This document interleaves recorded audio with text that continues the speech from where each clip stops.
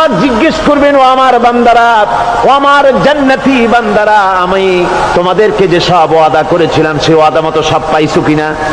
আমি ওয়াদা করেছিলাম আমার জন্য রাত জেগে যদি তাহাজ্জুদের নামাজ পড়ো, নামাজ রোজা হজ যাকাত যদি করো, আমার দিন কায়েমের জন্য যদি আন্দোলন করো, রক্ত যাও, আমার জন্য যদি কষ্ট করো, শহীদ হও, তাহলে আমি তোমাদেরকে জান্নাত দেব। যত ওয়াদা করছিলাম তা পেয়েছো কিনা? জান্নাতীরা বলবে ক্বালু নাআম, সব পেয়েছি, সব নেয়ামত পেয়েছি। আল্লাহ বলেন সব পাও নাই, ওয়ানাদাইনা মাজিদ, আমার কাছে আরো বেশি আছে, আমার কাছে আরো বেশি আছে, সব পাও নাই। জান্নাতীরা বসে থাকবেন, বুঝতে পারবেন না এত নিয়ামত পেয়েছি, আল্লাহর কাছে আরো আছে।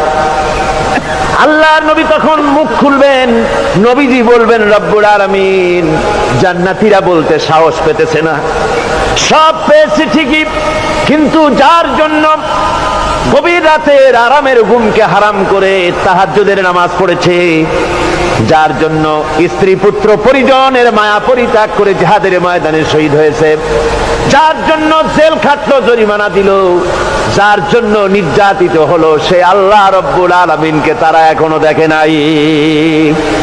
আল্লাহ রব্বুল আলামিন বলবেন, আমি আমার বান্দার সে আরজ পুরা, সে আরজি পুরা করব।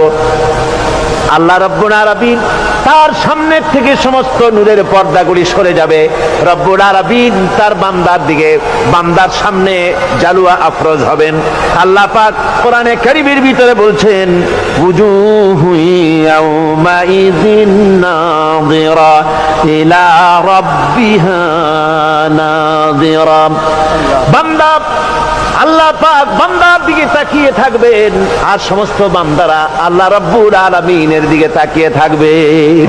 এই অবস্থায় কত কাল চলে যাবে কেউ টের পাবে না। রব্বুল আলামিন জান্নাতের ভিতরে তোমার জান্নাতীরা যেদিন তোমাকে দেখবে, ওই দিন আমাদেরকেও জান্নাতে একটু জায়গা করে দিও আল্লাহ।